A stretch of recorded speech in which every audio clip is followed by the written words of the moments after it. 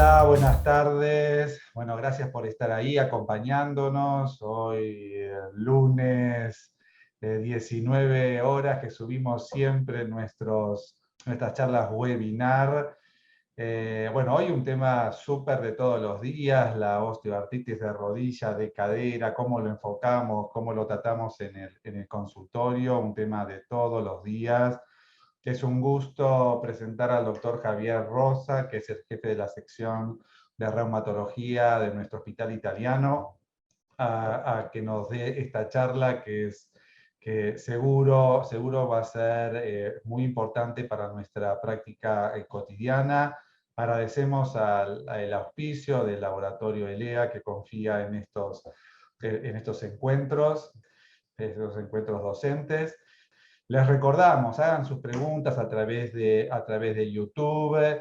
Anótense si todavía no lo hicieron. En medicina.ambulatoria van a ver después los zócalos donde está la información para así recibir algunas preguntas choice sencillas que les vamos a ir mandando y así tener al final de estos 5 encuentros su certificado.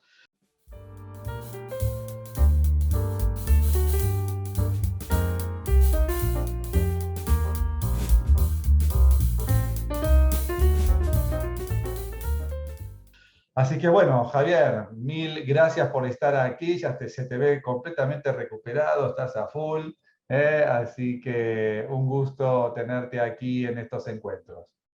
Bueno, gracias Marcelo. Hola a todos. Es un gusto para mí poder colaborar y aportar en esta patología tan frecuente que vemos en el consultorio, a pesar de que, bueno, tenemos no demasiada evidencia como ya les voy a mostrar. Y una de las cosas que quería iniciar esta charla es un poco la definición de la osteoartritis de rodilla y cadera. Y fíjense que digo osteoartritis y no artrosis, porque siempre algo de itis, algo de inflamación hay, y eso a veces lleva a un peor pronóstico de la enfermedad. Antiguamente se hablaba de un wear and tear, perdón por la lectura en inglés, pero el uso y el desgaste no es simplemente una simple patología degenerativa, sino que hoy la enfermedad empieza con un trastorno, un daño a nivel molecular, donde los tejidos o el metabolismo tisular se altera y después eso sigue por trastornos anatómicos o fisiológicos, en la cual se va degradando el cartílago, pero no solo involucra el cartílago, sino el hueso que lo rodea. Hay fenómenos, como dije, inflamatorios y se altera la funcionalidad. Y eso termina todo en la enfermedad plena. Y quiero decir dos palabras, simplemente no complicarlos, pero siempre hay mediadores o factores proinflamatorios con toda esta lista que uno ve acá a la izquierda de la pantalla. Hay un desbalance entre lo que es factor proinflamatorio y factor anabólico. Y los factores proinflamatorios destruyen el tejido articular y estimulan la producción de metaloproteinasas, inhibiendo la síntesis de la matriz. Por otro lado, los factores anabólicos estimulan la producción de la matriz y pueden inhibir lo que se llama el catabolismo.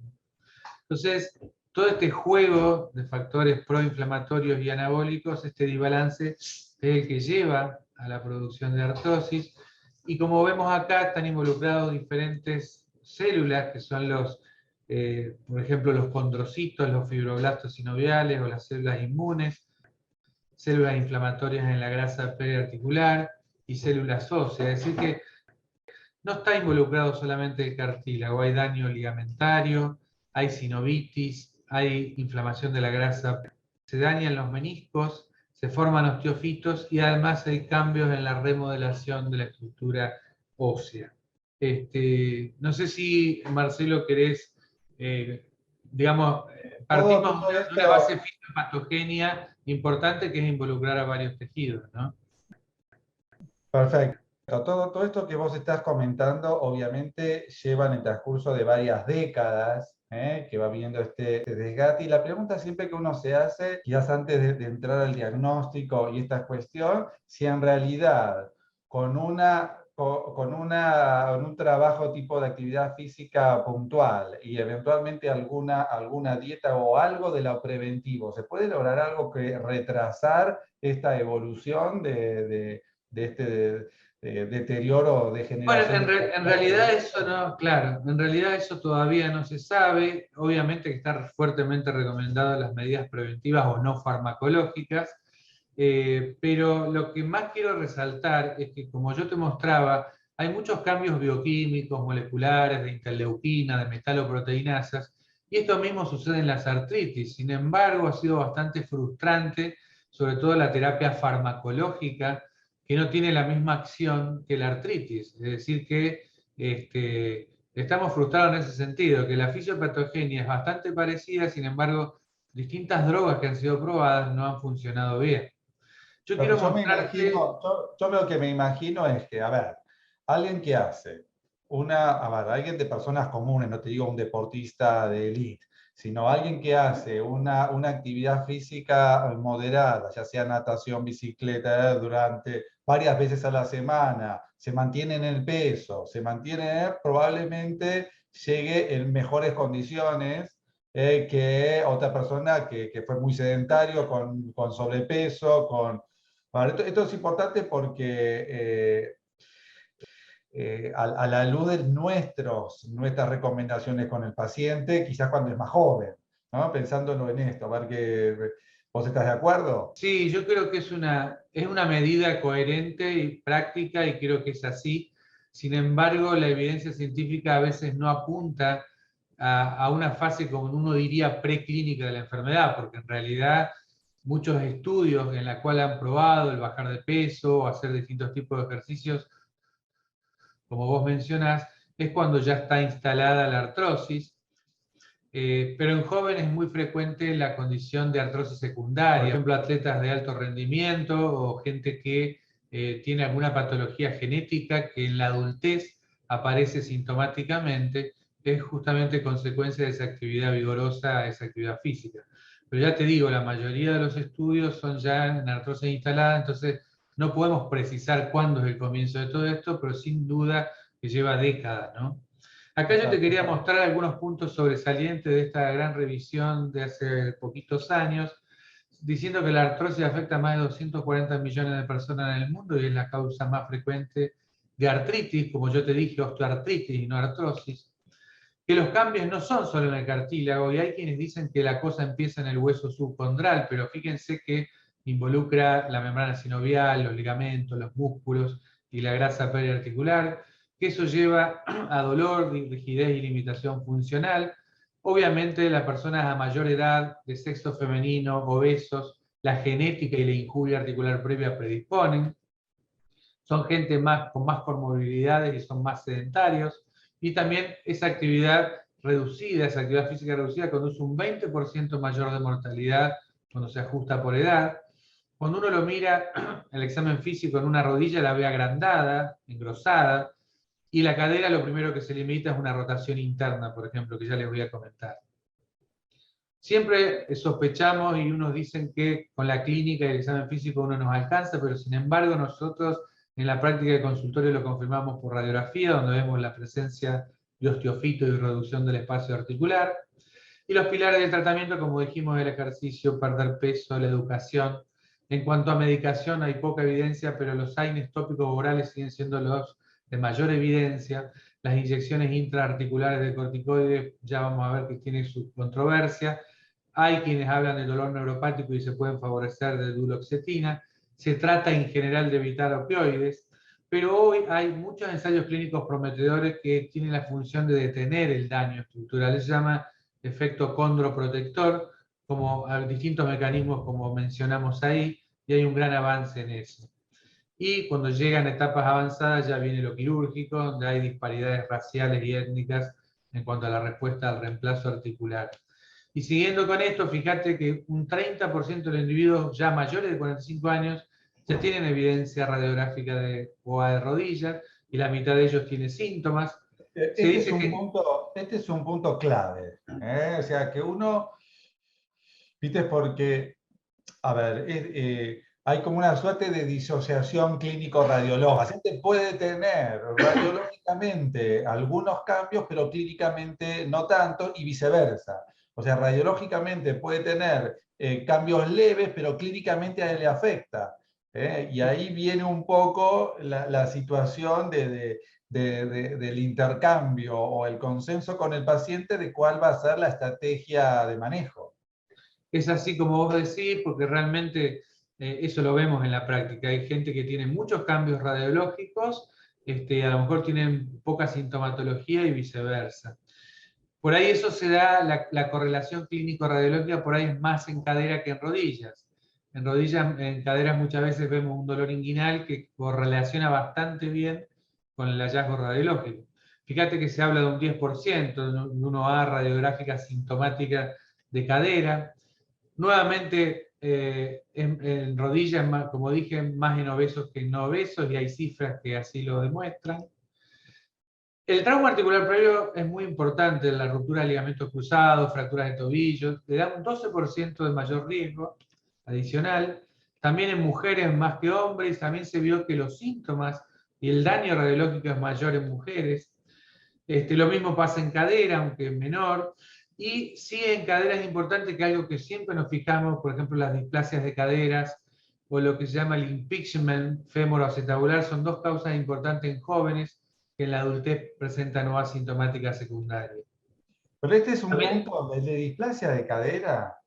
O sea, ahora, a ver, hoy por hoy en estas cursos de las últimas décadas, ya en pediatría en chiquititos, ya se fijan cómo está la cadera. Ya es cuando nosotros vemos gente grande que quizás fueron intervenidos o no. Yo tengo una que nunca la intervinieron y tenía una displasia congénita, que nunca se la detectaron de chiquita, después se hizo viejo. claro, Entonces exacto, tenés estas situaciones de que pobrecitos padecieron esta problemática durante toda su vida, ¿viste? Y después tienen el problema de grande. Entonces también está en estas situaciones que uno charla, y esto ya te la dejo picando y la charlamos después, de los tiempos quirúrgicos, ¿viste? Es decir, bueno, cuando cuando ya está muy avanzada la afección, pero ya tenés más años, o yo lo estoy agarrando cuando soy más joven y quizás le va a durar poco esa prótesis.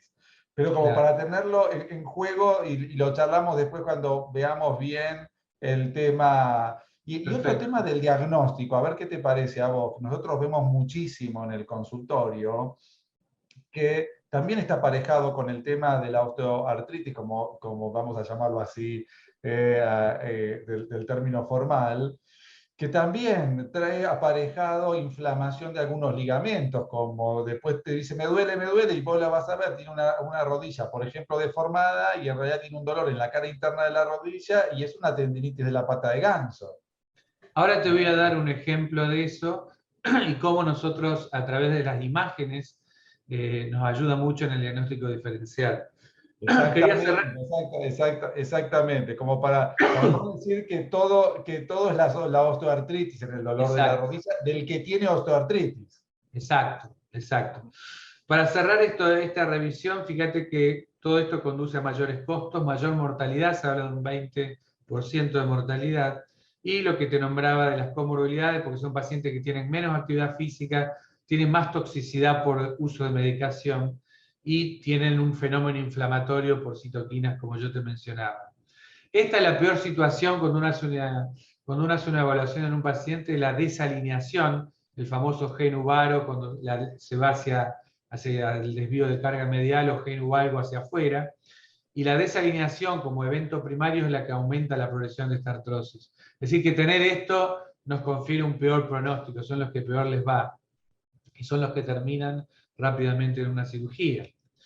Hay métodos diagnósticos como la resonancia, que nosotros lo usamos poco, se usa más para investigación, pero la resonancia te aporta mucho tres lesiones, por ejemplo, la presencia de edema óseo, la presencia de líquido y la presencia del daño del cartílago y del menisco. Es muy frecuente encontrar daño meniscal. Y esta sinovitis que a veces encontramos en la rodilla, a diferencia de, por ejemplo, la artritis reumatoidea, tiene implicancia en la inmunidad innata que pasa en la artrosis, donde participan los macrófagos, por ejemplo, a diferencia de las células T, que son la inmunidad adaptativa en artritis reumatoidea. Es decir, que la sinovitis como más focal en artrosis, y la vemos en el receso suprapatelar, en cambio en artritis reumatoidea es como que juega un rol predominante en la destrucción de la articulación. Acá es un fenómeno más acotado.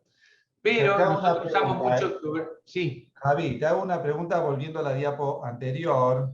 Si ese edema óseo y esto también no estaría un poco ligado también a una necrosis ósea vascular o algo así, o sea, vos te sospechás un poco eso de que ya se esa artrosis tan marcada o tomó corticoides o mira, alguna situación. claro, no necesariamente tiene que ver con una necrosis ósea vascular, a menos que el paciente tome y use mucho corticoides.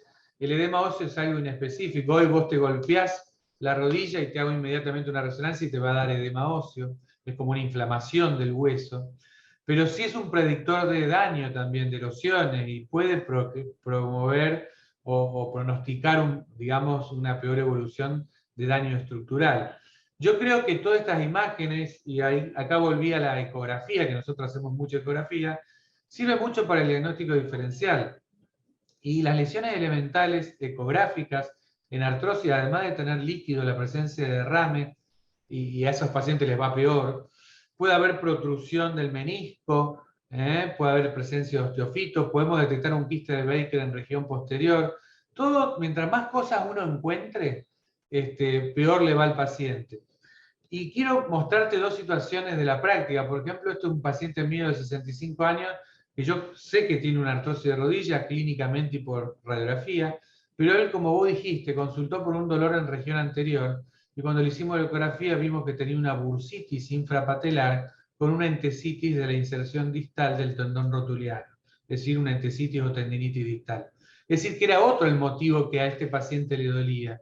Y en ese sentido, nosotros a todos los pacientes con artrosis les buscamos imágenes porque podemos encontrar otras cosas y el motivo del dolor ser diferente. O sea, cómo la osteoartritis de rodilla te lleva a otras cuestiones, que pueden ser Exacto, bursitis, tendinitis, o sea, puede tener algo asociado a su osteoartritis que quizás con un tratamiento específico de eso asociado mejoras mucho el dolor. exacto. Este paciente vos lo infiltrás guiado por ecografía y se le va el dolor. Porque muchos de estos pacientes tienen dolor crónico y se estabilizan en el tiempo, por más que tengan una artrosis. Es un dolor mecánico que se estabiliza. Fíjate, estas son las frecuencias de afectación de cadera, cuando hay un pinzamiento externo o superolateral que se da más en hombres, en un 60%. Cuando es más medial es más en mujeres, un 25%, y cuando es concéntrico es más en mujeres y un 15%. Acá el secreto está en el tiempo de evolución de esta enfermedad, porque cuando tiene tiempo a formar osteofito o hacerle un techo a nivel acetabular, muchas veces el paciente está más limitado funcionalmente y no tiene tanto dolor y lo protege. Existen las llamadas artrosis rápidamente progresivas que no da tiempo a que la cadera reaccione y dan mucho dolor y llevan rápidamente al reemplazo articular. Y fíjate otra misma situación que la rodilla, un paciente que ya tenía indicación quirúrgica, donde usted ve a la izquierda un gran compromiso de caderas ya para reemplazo, y vino con una exacerbación del dolor a nivel inguinal, y fíjense cuando le hicimos la ecografía, todo esto es la presencia de derrame.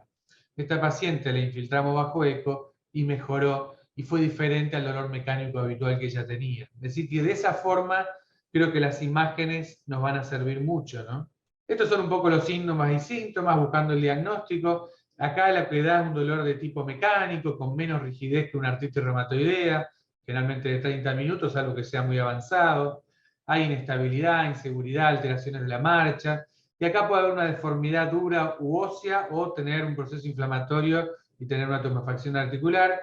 Es común que la gente te diga que tiene crujidos articulares, no siempre los crujidos tienen que ver con la gravedad del proceso, y la inestabilidad articular. Pero como dije, el dolor puede ser porque hay un aumento en la presión intraósea o porque hay sinovitis añadida o porque hay un desorden periarticular o disfunción muscular. Son pacientes que se atrofian los músculos y dan dolor. Y a veces tienen un componente de origen central, como la fibromialgia, ansiedad o depresión o dolor referido. Y es ahí donde a veces uno acude a fármacos para dolor neuropático como la duloxetina. Esto me parece que es un tema también de todos los días, que el paciente puede tener varias cosas al mismo tiempo. O sea, Exacto. tiene su osteoartritis de rodilla o de cadera, al margen de que esto, el dolor crónico lleva aparejado a mayor chance de tener depresión o de tener ansiedad. eh, y encima esto no lo, pues yo les digo, esto no lo vacuna de no tener una fibromialgia o eventualmente después hacer una polimialgia reumática. O sea, son todas Exacto. cosas que es un gran desafío diagnóstico cuando lo que le está sucediendo puede tener varias cosas en forma simultánea y la estrategia de manejo sea diferente. Sí, porque el paciente a veces prioriza una localización, una región, y a veces le duele mucho la rodilla, pero de pronto tiene un fondo de fibromialgia o un dolor neuropático, y por eso uno tiene que estar en el interrogatorio bien alerta para ver a qué apunta su dolor, ¿no? Esto que vos nos mencionabas de la tendinitis de la pata de ganso, la tendinitis anserina, también es muy frecuente. Nosotros lo hemos investigado por imágenes. Es raro que haya una bursitis, en general son entesitis. Las entesitis son sitios de unión, inflamación de los sitios de unión del tendón al hueso. Entonces, muchas veces ese es el motivo del dolor, sobre todo en mujeres posmenopáusicas, obesas, que tienen mucha carga de peso, y ese es el dolor más frecuente. A veces nos pasa a nosotros, a ver, como médicos de atención primaria, que vos lo seguís al paciente durante décadas. ¿Entendés? Entonces, venía con una cosa, pero después suma otra. Entonces, no caer rápidamente de lo que le está sucediendo era por motivo de la primera, porque puede tener otra cosa. Seguro. Cómo ante la aparición de un síntoma nuevo o exacerbación del síntoma previo, ir a verlo de nuevo, no caer rápidamente que tiene lo mismo de siempre, sino Sí, revisarlo, fijarse, porque ahí te da mucha pauta de lo que le está sucediendo. sí, eso es un ejemplo, como yo te mostraba, de otros motivos de causa de dolor. Y otra cosa que vos mencionaste, que son la polimialgia, por ejemplo, una enfermedad inflamatoria, en la cual son pacientes añosos y de ser una vida normal pueden cambiar su ritmo habitual y funcionalmente estar alterado y vas a otra patología. O sea que eso de estar atento y viene a colación de esta, es importante distinguir la artrosis sintomática de otras artritis. No te olvides que las artritis pueden representar urgencias reumatológicas, las pocas que tenemos, pero son dolores más agudos, más discapacitantes. Todo lo que es partes blandas, por ejemplo, las bursitis, las tendinitis, rupturas meniscales, o las artritis infecciosas o cristálicas. La rigidez dura más de una hora, el dolor es más agudo, como te dije, y no es digamos, alejado de pensar que uno puede tener artrosis y patología cristálica asociada. Y en general el derrame en la artrosis es más leve, más frío, no es tan caliente. Lo mismo que la tumefacción, que uno busca el quiste de Baker. En general, todas las partes blandas son lesiones extraarticulares, y uno los reproduce palpando, ¿no? Lo que se llama el tenderness, o provocando el dolor a la palpación. Y esto, algunas cosas son importantes. Por ejemplo, el dolor patelofemoral. Es muy frecuente que te digan que es al subir y bajar escaleras, o al incorporarse o salir de un auto. Y en general es por mala alineación rotuliana, por esa tensión asimétrica de las partes blandas que son los elementos de sujeción. Y en cadera es muy común que duela en la zona inguinal, en la zona glútea o lumbar. Ocasionalmente se puede extender al muslo, pero es muy común que venga el paciente y te diga, doctor, tengo dolor de cadera, y se señala en la zona lumbar o los trocánteres. Entonces, son pacientes que cuando tienen artrosis de cadera tienen dificultad inicial para la rotación interna, por lo tanto no pueden cruzar de piernas, calzarse o ponerse las medias. Creo que la semiología es un punto clave, y es ahí donde se dice que basta el examen clínico para sospecharlo. Eso es clave, Javier, o sea, es revisarlo, o sea, el no Exacto. quedarse con la idea que vos lo revisaste hace 6 meses, tenía tal cosa y ahora tiene lo mismo que hace 6 meses. Puede que sí o puede tener asociado alguna otra cosa. Vos tocaste el tema que también es súper frecuente para nosotros en el consultorio, que es la bursitis trocanteriana. Sí, Súper frecuente. muy frecuente. Cuando uno le tocas la bursa y le vas bajando con ello, le duele y ese es el dolor que tiene, al margen de la eventual artrosis. Y cuando se los mandamos a ustedes y que le hacen una infiltración bajo eco, no sé, más del 80% mejoran. ¿Viste? Si tiene Exacto. y les va muy bien, les va muy bien, así que cómo estar pensando continuamente y revisar al paciente, parece a ver, una verdad de perogrullo lo que uno dice, pero el hecho de revisar al paciente, ver que uno se compromete, uno está muy comprometido en los síntomas que él tiene. Entonces, le pasa algo, vos lo revisás, lo tocas y te vas dando cuenta si con ese acto solamente si lo que le está pasando es lo mismo de siempre o tiene sobreagregado alguna afección que requiere una estrategia diferente. Es así y nosotros tratamos de corroborarlo por ecografía, porque muchas veces, a pesar de que la misma bursitis no es tan frecuente, nosotros hicimos un trabajo que nos dio un 5%, la mayoría son entesitis o tendinosis, que es el término ecográfico, que es ese sitio de unión del tendón al hueso, esa zona de fricción o roce que es tan doloroso, sobre todo cuando duermen y apoyan de ese lado, o cuando usan ropa apretada, o cuando suben escaleras. Ahí es donde se desencadena mayor el dolor, sobre todo en los pacientes obesos, y realmente mejoran con la infiltración. Pero el paciente muchas veces, además de ese dolor, te dicen que tienen dolor en la zona lumbar, o por ahí tienen un síndrome miofacial, donde hay una gran contractura que comprime algunos nervios. Entonces, la semiología creo que es muy importante. Sí, yo tengo una frase que quiero recalcar con lo que vos comentaste acá, que es muy frecuente que la cadera duela la ingle. Entonces, Exacto. el paciente se toca la ingle que le duele cuando se moviliza y rápidamente pienso cadera. Y te pienso Exacto. cadera. Yo te diría que ese es el elemento semiológico más importante de coincidencia y no tan disociación entre síntomas e imágenes, porque cuando te dicen me duele la ingle, y muchas veces lo revisás y ves que se limita la rotación interna o la abducción, y le haces una radiografía, ya ves algún compromiso, un pinzamiento articular. Pero más de una vez nos hemos llevado sorpresas que uno tendría que hacer una resonancia, una eco, por otros diagnósticos diferenciales, por ejemplo, una hernia inguinal, que no es descabellado pensarlo, y a veces al paciente le molesta eso, ¿no? Totalmente. Eh, yo, para ir cerrando un poquito esto, hablamos de clínica, diagnóstico, imágenes, y esto es un poco un resumen en las próximas 2 diapositivas de la evidencia del tratamiento. Uno lo divide, por ejemplo, la artrosis de rodilla y cadera en general se dice que puede ser leve o moderada severa, son los dos rangos.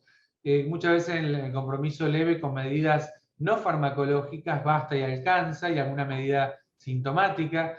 Y acá hay distintas entidades que son organizaciones internacionales, como el Colegio Americano de Reumatología, los europeos o el OARSI, que son entidades internacionales, que algunas hacen recomendaciones fuertes, otras condicionales, algunos no tienen esta división, pero bueno, se extrapolan.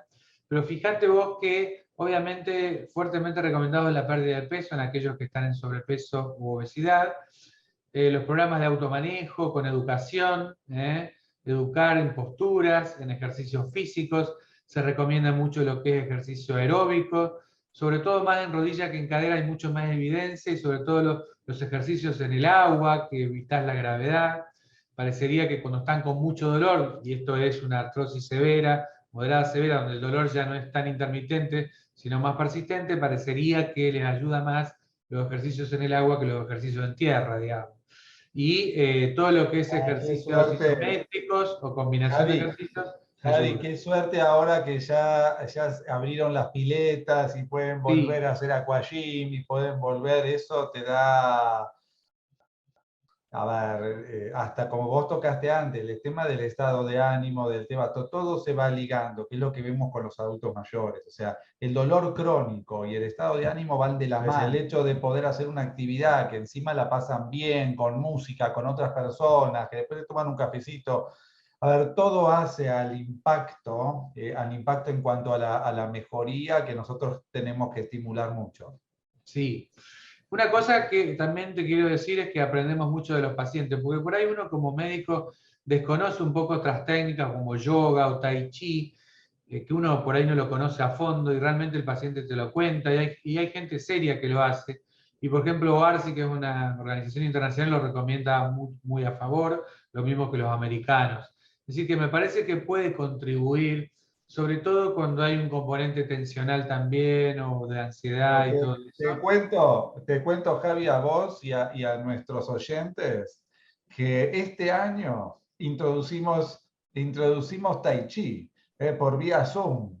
Así que todos se pueden Fantástico. sumar, pueden entrar en nuestro Instagram de geriatría.iva, HIV larga A. Los días miércoles a las 17 horas tenemos los talleres para pacientes que no, no importa que no sean del hospital italiano, se puede sumar cualquiera. Y uno de esos talleres es Tai Chi, que sumamos este año por vía Zoom. Qué bueno. Buenísimo. Sí, porque hay algunos ensayos clínicos que lo recomiendan, pero fíjate, por ejemplo, como la acupuntura o el TENS, que es algo que uno a veces usa en la práctica, y fíjate que no tiene tanta evidencia y se recomienda fuertemente en contra, ¿no? Pero esto es como todo. Mucha gente, muchos médicos hacen la experiencia en determinada actividad y le va bien. Entonces, a pesar de que estas son guías, recomendaciones y consejos a los médicos, porque uno se vale de evidencia científica, hay muchas cosas que sirven y sirven en la práctica como expertise, ¿no? Y después está lo que es todo lo que es farmacológico. Lo más llamativo que a mí, después de revisar esto, me llamó la atención fue que hay mucho más evidencia con los AINES tópicos, que tampoco es que lo usamos mucho, pero el diclofenac a la cabeza, también vienen de ketoprofeno, y los AINES biorales. Obviamente que los AINES biorales son superiores al paracetamol, que fíjate que el acetaminofeno o el paracetamol está condicionalmente recomendado por un poco por su seguridad, y obviamente que hay mayor eficacia con las drogas antiinflamatorias que un analgésico como el paracetamol. Sin embargo, vuelvo a lo anterior, son pacientes que tienen más comorbilidades, son más añosos, mayor compromiso del sistema nervioso central, del cardiovascular, renal, etc. Entonces hay que tener mucho cuidado en el uso de estas drogas. Sí acuerdan mucho en que los opioides no están muy recomendados, y menos aún todas las drogas que uno le llamaba condroprotectoras, como la glucosamina, condroitinsulfato, insaponificables de palta y soja. Sin embargo, salen muchos metaanálisis y revisiones sistemáticas en las cuales muchas de estas drogas pueden tener mejoría sintomática. Por ahí se cuestiona mucho la función condroprotectora de proteger el cartílago y evitar que eso progrese, pero sin duda que hay evidencia de muchas de esas drogas que acción sintomática, lo que se llama en la sigla en inglés ISADOA o drogas sintomáticas de acción lenta. Con el tema Eso es clave, eso es clave porque nosotros lo usamos muchísimo. Obviamente, en el momento más agudo usamos los analgésicos, los antiinflamatorios, pero en realidad los otros medicamentos, los saponificables de palta y soja, glucosamina, nosotros los usamos porque a fines prácticos la sensación que uno siente, quizás la evidencia puede ser un poco más ambigua, pero en la práctica cotidiana uno ve que como que a la larga disminuye la utilización de antiinflamatorios. No sé si vos también lo percibís. Sí, eso es así. De hecho, el otro día en un Ateneo discutíamos un poco ese tema porque surgió un tema de insaponificable de palta y soja que había tenido mejoría realmente sintomática en los pacientes y lo vemos en la práctica. Y quizás uno lo que puede hacer como cosa práctica es usarlo 3 a 6 meses y realmente si hay una mejoría y permite ahorrar AINES, la realidad es que nosotros lo favorecemos, a pesar de, ya te digo, la poca evidencia en su función condroprotectora. Pero creo que es una herramienta que podemos usar, lo mismo que las inyecciones de corticoides, sobre todo guiados por ecografía. Eso lo hemos visto en cadera, en rodilla y andan muy bien. Por ahí no tenemos tanta experiencia porque es más por ahí, lo usan más los ortopedistas, el plasma rico en plaquetas, o las inyecciones de ácido hialurónico. Nosotros hacemos inyecciones de ácido hialurónico, pero un poco pedidos de ortopedistas o el mismo paciente que ha tenido una buena experiencia, pero digamos que está controvertido también desde el punto de vista científico su utilidad. Totalmente de acuerdo. Bueno. Así que como mensaje yo creo que es una patología muy frecuente, creo que involucra no solo el cartílago sino el resto de los tejidos. Esto que hablábamos de la disociación clínico-radiológica, la importancia de usar imágenes, pero sabiendo que el mecanismo del dolor puede ser por otro motivo y hay que estar atento en la semiología. Y tenemos arsenal terapéutico porque probamos distintas drogas, pero bueno, sobre todo en los pacientes jóvenes, favorecer el ejercicio, bajar de peso, y como decíamos al inicio, prevenir a futuro que no llegue a un estado de cirugía, ¿no? De reemplazo articular. Bueno, muchísimas gracias, Acá, espectacular. Uy, son un montón. bueno, Así esta que, no es una foto actual, pero bueno, este es el grupo de trabajo del cual estamos orgullosos y bueno, todos en conjunto trabajando y tirando para el mismo lado. Así que bueno, te bueno, agradezco, Marcelo, por toda la... espectacular, espectacular. Realmente estos minutos fueron muy esclarecedores de un montón de temas que para nosotros es clave porque lo vemos todos los días. Bueno, muchas gracias. Hagan sus preguntas, las pueden hacer por YouTube o por nuestro Instagram de geriatría.iva, que las vamos a ir respondiendo. Bueno, contesten igualmente las preguntas que les vamos a ir mandando por email y así poder tener el certificado. Así que bueno, muchísimas gracias y a todos los esperamos la semana que viene con una nueva charla. A cuidarse y un abrazo muy grande. Gracias nuevamente, Javi, por tu charla. Gracias a vos, Marcelo. Chao, chao.